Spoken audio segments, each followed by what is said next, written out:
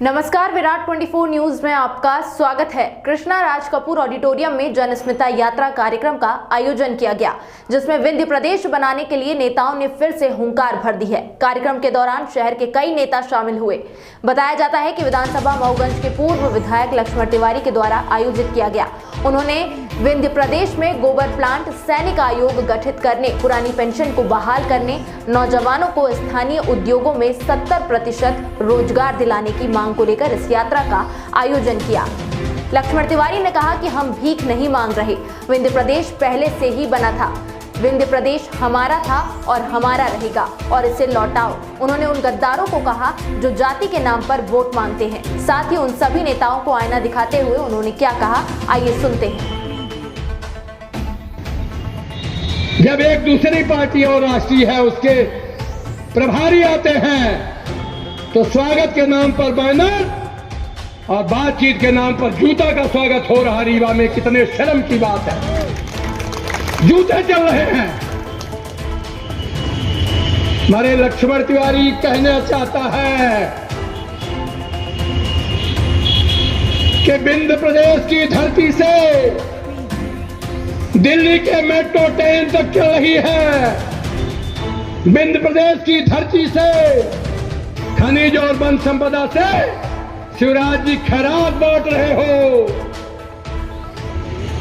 अब नहीं चलेगा। हमारी भाषा में बोलते हैं कि कोदई के कारण कखरी के मुंह दब दुनों न चली। अब दोगलेपन की सीमा होती है। हमारे विंध्य प्रदेश के लोग देश के कोने कोने में रोटी रोजी के तलाश में हैं। विंध्य प्रदेश का लोग फैक्ट्री में लेबर के लिए उपयुक्त हैं, पर विंध्य प्रदेश का नौजवान, विंध्य प्रदेश का बेरोजगार सुपरवाइजर बनने के लिए उपयुक्त नहीं है, कोई पद पाने के लिए उपयुक्त नहीं है। हमारे यहाँ का इंजीनियर, डॉक्टर, वो किसी नौजवान काम पाने को उपयुक्त नहीं है, इसलिए कि यहाँ 8 के 8 विधायक अब विंध्य प्रदेश में 28 में 24 MLA ये गूंगे हैं, बहरे हैं, इनको कोई चिंता नहीं। मगर मैं इनका दोष नहीं देता। ये समझ चुके हैं कि विंध्य की जनता में नकारापन आ गया है, टिकाऊ की जगह बिकाऊ हो गई है। बरमान की औकात है, ये आपको इग्नोर कर दे। रीवा की सड़कें चलने लायक नहीं है, धूल खा रहे हैं, रोग का शिकार हो रहे हैं, पर जिंदाबाद उन्हीं का। हाय भगवान, हाय कलयुग का दूसरा चरण। मौलिया माहूर हैं। अरे ब्राह्मणों, मैं खुल के बोल रहा हूं, मेरे साथ प्रत्येक वर्ग के लोग हैं, मंच में खड़े हैं। यहाँ के ब्राह्मणों, चूड़ी पहन लो। परशुराम आश्रम गिर गया 5 दिन पहले।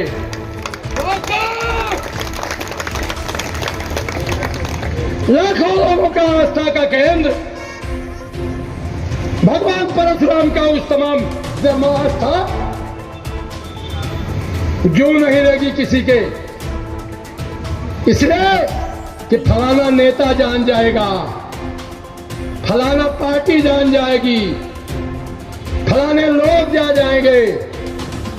आखिर चमचागिरी की जो पराकाष्ठा कर रहे हो, जब तुम्हारा अंतकाल होगा तो लड़का चिता में आग नहीं देगा तुमको। ऐसा भी समय आएगा कि जाओ, जिसकी चमचागिरी में संलग्न थे वही मुखाग्नि दे दे तुमको।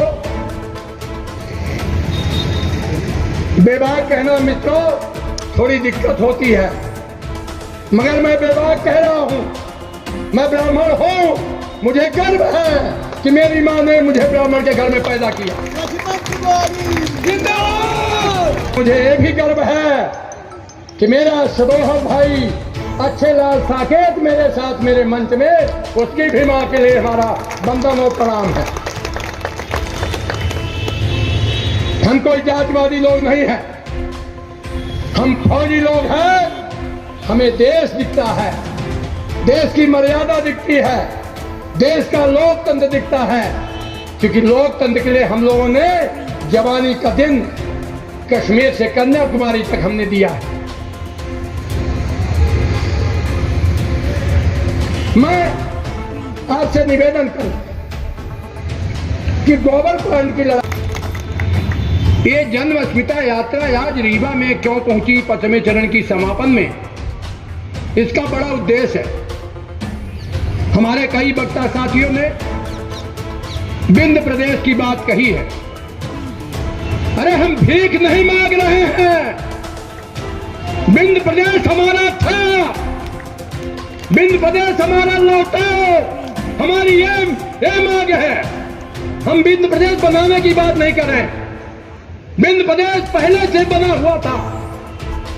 जिन लोगों ने दुष्कर्म करके, जिन लोगों ने दुष्कर्म करके, जिन लोगों ने विंध्य के लोगों के साथ अत्याचार करके विंध्य को हटाने और विंध्य को विनाश करने का काम किया था, उनके पूर्वज से लेकर और वंशज तक अब भोग रहे हैं। मैं नाम नहीं लूंगा किसी का।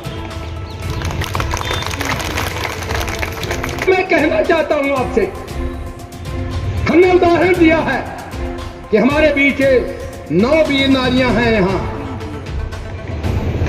ये देश के लिए इनके पतिदेव ने कुर्बानी दिया है। हमें विंध्य प्रदेश बनाने के लिए न तो खून दो आजादी देंगे, ना तो आप आंदोलन करके जेल जाओ हम आजादी देंगे, विंध्य प्रदेश देंगे। हम तो आज उपस्थिति की बात कर रहे हैं कि आप उपस्थिति दो, लक्ष्मण तिवारी विंध्य प्रदेश बनाएगा। मगर समाज के उन गद्दारों को भी मैं चुनौती देना चाहता हूं इस मंच के माध्यम से, जो वोट तो जात के नाम पर लेते हैं, वोट के समय चरण बंधन करते हैं,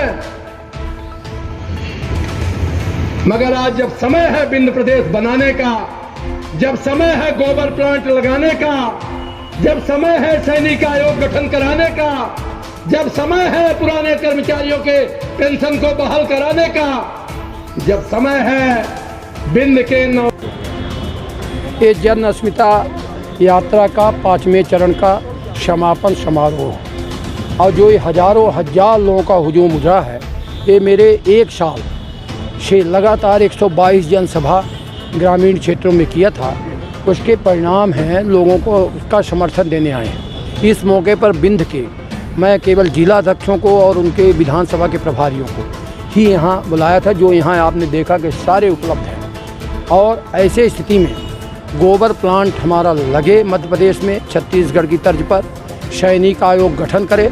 अब मुख्य मुद्दा विंध्य प्रदेश के गठन और विंध्य प्रदेश के नौजवानों को बेरोजगारी का है, जिसमें 70% रोजगार योग्यता अनुसार हमारे यहाँ के स्थानीय फैक्ट्रियों में, उद्योगों में यहाँ के नौजवानों को मिले।